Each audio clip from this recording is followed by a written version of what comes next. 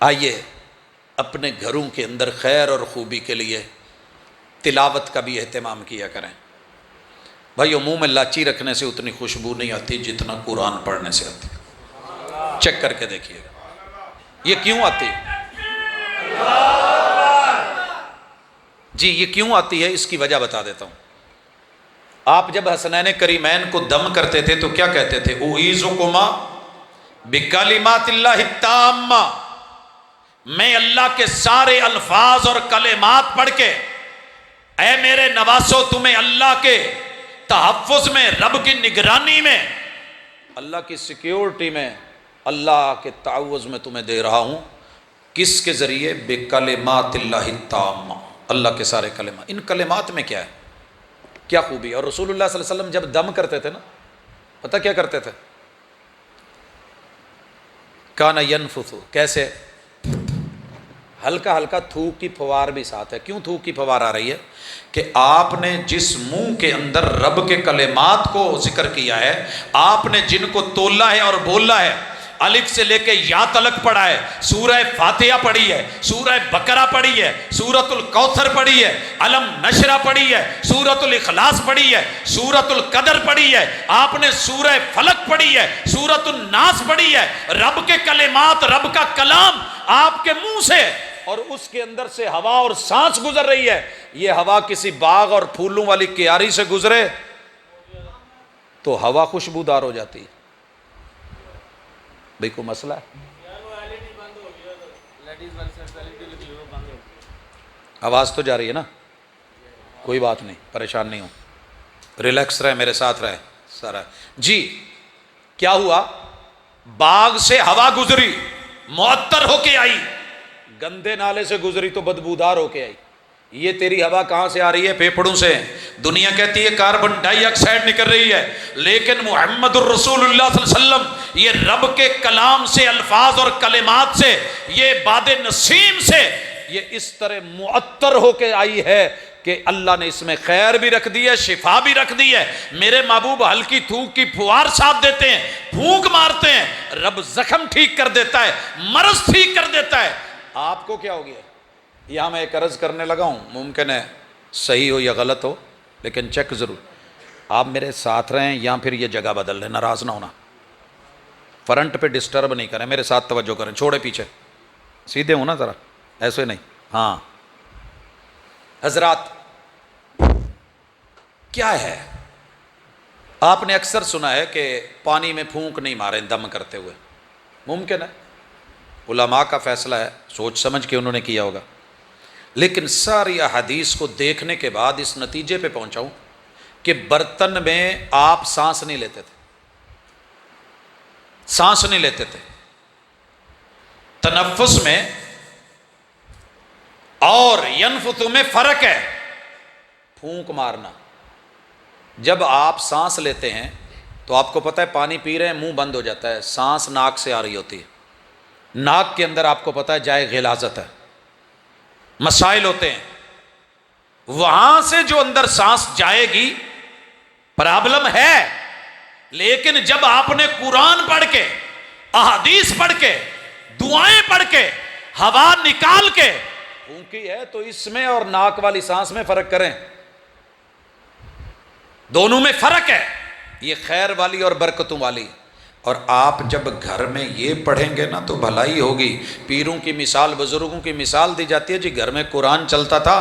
آج تیرے میرے گھر میں قرآن کی جگہ میوزک چلے، گانے چلیں، ترانے چلیں، اور پھر امید یہ ہو کہ کل کو میرے بچے، میری نسل وہ اچھی ہوگی. بھائیوں کبھی نہیں.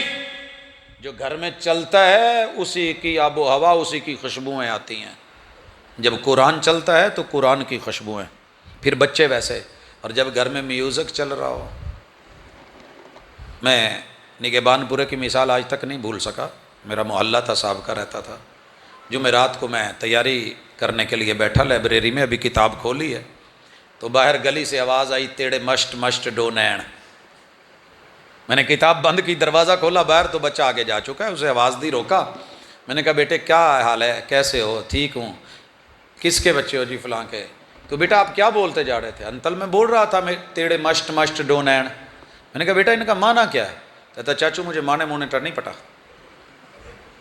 یہ تو بول کیوں رہا ہے؟ میرے گھر میں چلتا ہے. جب تیرے گھر میں دنیا کی آوارگی، جگتیں، ڈرامے، ڈائیلاگ، فلمیں، آوارگی، بے حیائی کے سین چلیں گے تو اولادوں کے اندر خیر کی امید مت رکھیے. کبوتر آنکھیں بند کر لے تو موت سے بچتا نہیں ہے. میں ہوں یا آپ ہوں؟ جو چل رہا ہے گھر کے اندر خیر اور بھلائی کے پہلو. اور یہ ذمہ داری صرف باپ کی نہیں ہوتی، اکیلی ماں کی نہیں ہوتی، بچوں کی. کل کو انہوں نے بھی اپنا باپ بننا ہے، اولادوں کا معاملہ انہوں نے بھی سہنا ہے.